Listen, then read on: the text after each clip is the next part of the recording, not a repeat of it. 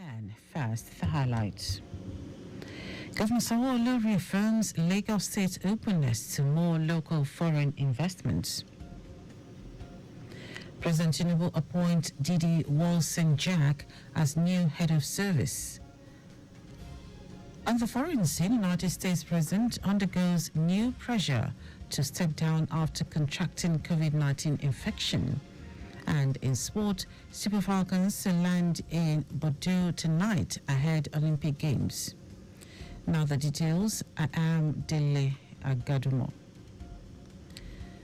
Governor Babajide Sanwo-Olu has reaffirmed that Lagos State is open to more local and foreign investments and partnerships to boost its economy and security of residents.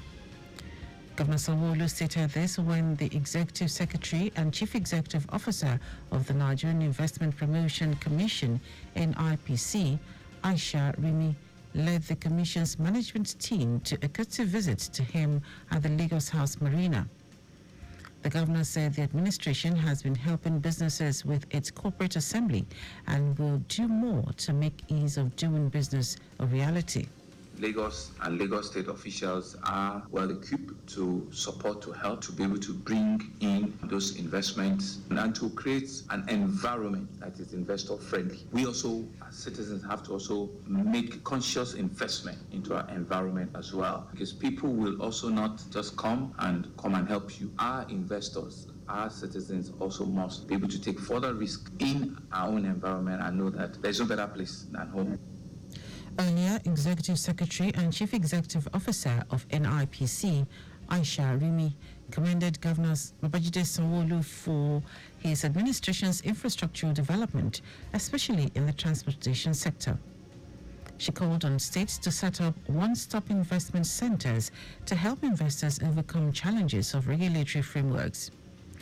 Rimi, who said the NIPC had started an investment certification program for states, called for collaborations among states to leverage their comparative advantage to boost local and foreign investments. We realize that now investments are fluid, so we promote collaboration and collaboration not just with us, but even in and around your sister states. And we're very happy to see that the governors have formed the Southern Governors Forum because, again, like I said, investment travels and it travels very quickly. We've seen what you've done with the railway and we know that it has gone into neighboring states and they're able to peel off all of that. So it's how we can promote ultimately what we call RIBS, which is responsible, inclusive, balanced and sustainable investments across not just states but regions as well.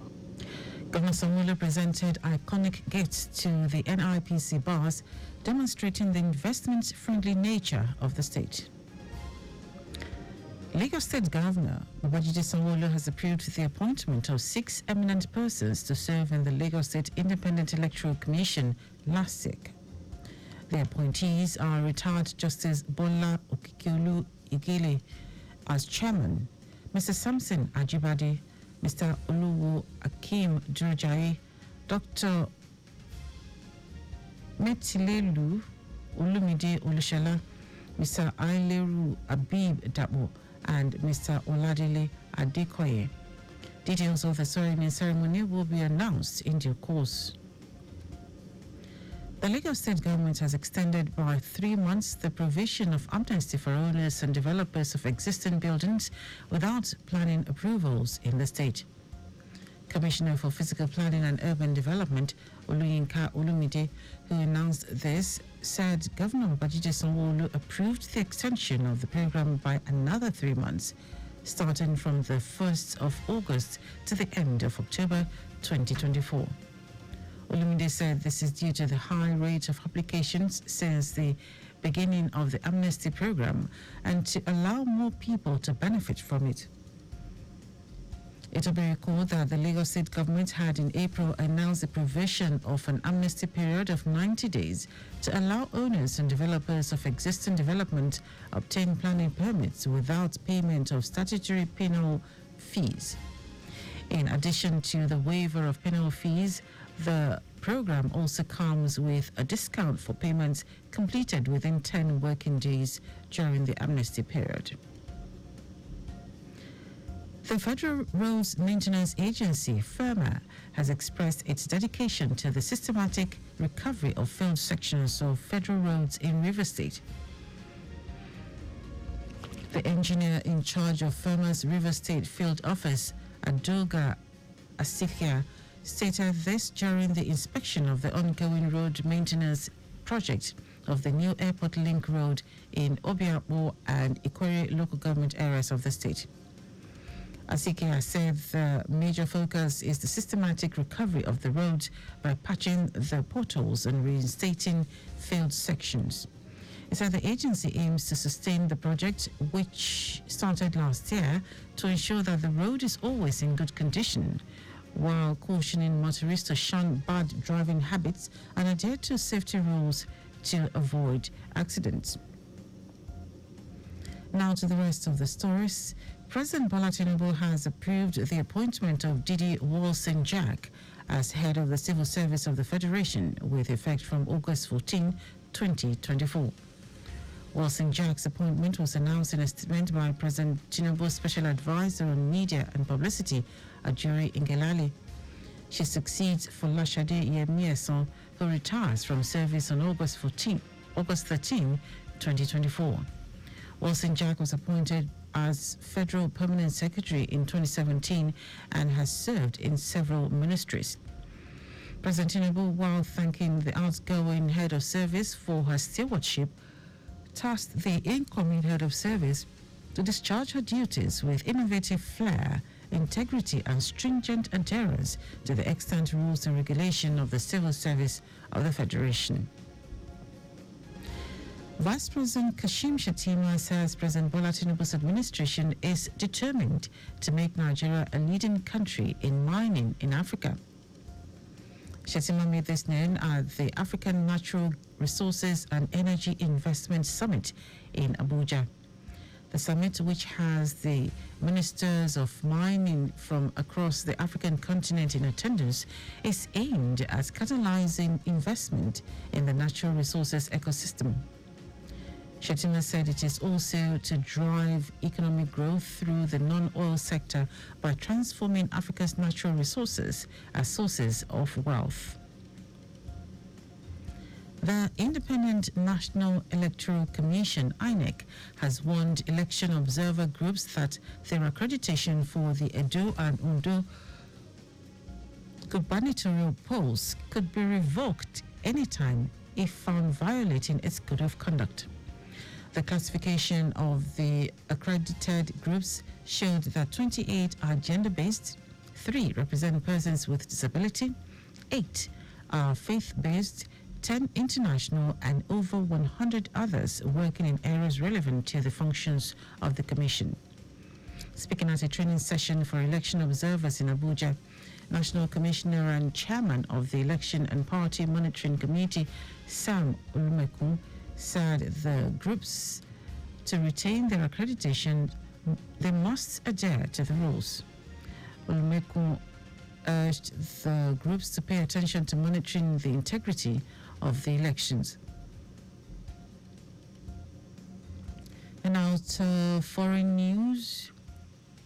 United States President Joe Biden faces new pressure to step aside because of his age, with his campaign activity currently halted due to a COVID-19 infection. The top 2 Democrats in the U.S. Congress, Senate Majority Leader Chuck Schumer and House Majority Leader Hakeem Jeffries, are being reported by United States media to have met Biden privately to express concerns over his candidacy. Former House Speaker Nancy Pelosi is also reported to have told Biden that he cannot defeat Donald Trump in November's election. Meanwhile, Joe Biden's re-election attempt was already being buffeted by growing dissent among Democrats in Congress after his disastrous debate performance against Donald Trump last month. Now, sports. Players and officials of the Super Falcons of Nigeria are scheduled to arrive in the French city of Bordeaux as the countdown begins for their first outing at the Women's Olympic football tournament in 16 years.